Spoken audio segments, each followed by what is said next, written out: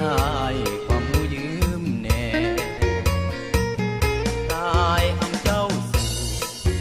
แต่ยอมแต่งคู่สิสอนความหูอันเย่อันก่อนอีเบื่อนรับการศึกษาอันศาสตร์ภาษาที่อันก้าวหน้าต่อยอ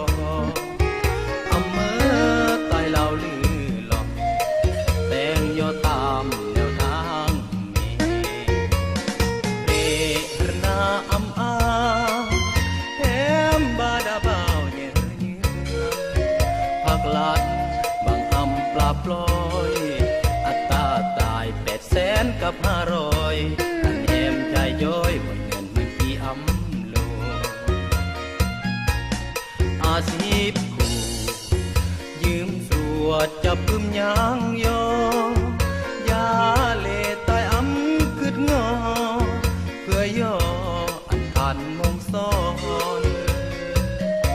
ที่ถูกนำมือก็แต่งยอขอล้ออำเจ้าสู่อันแถมสนใจเรื่องกูได้ตายมือคู่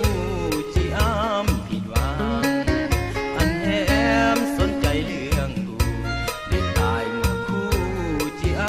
ำผิดหวัง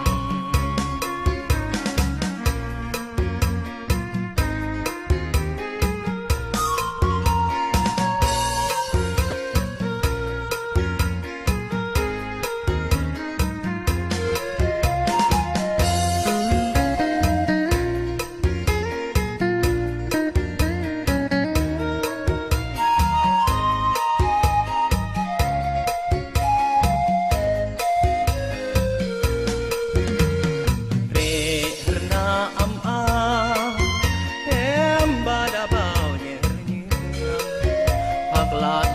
บางอำปลาปลอยอัตราตาย800,000 กับ 500